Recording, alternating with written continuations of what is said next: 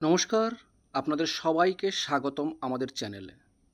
আজকের ভিডিওতে আলোচনা করব পশ্চিমবঙ্গ সরকারের একটা গুরুত্বপূর্ণ নির্দেশিকা নিয়ে, যেখানে সরকারি ছুটির দিন শনিবার ও রবিবারেও কিছু কর্মীদের অফিসে উপস্থিত থাকার নির্দেশ দেওয়া হয়েছে। দেখতে পাচ্ছেন সেই গুরুত্বপূর্ণ অর্ডার। 25 জুন 2026 তারিখে পশ্চিমবঙ্গ সরকারের personal and administrative reforms department থেকে এই মেমোরেন্ডাম জারি করা হয়েছে। এই নির্দেশিকায় বলা হয়েছে যে রাজ্য সরকারের উচ্চপদস্থ আধিকারিকরা অনেক সময় শনিবার, রবিবার এবং অন্যান্য সরকারি ছুটির দিনেও কাজ করেন।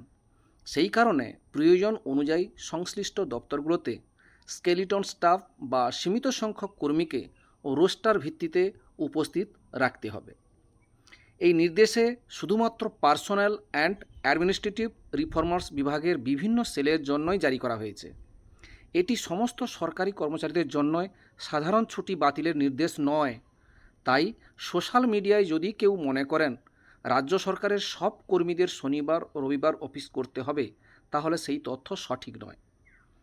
যে সমস্ত বিভাগ জরুরি প্রশাসনিক কাজে যুক্ত, সেখানে প্রয়োজনে সীমিত সংখ্যক কর্মীকে ডিউটি করতে হতে পারে, তবে এটি সম্পূর্ণভাবে রোস্টার ও প্রশাসনিক প্রয়োজনের উপর নির্ভর করবে।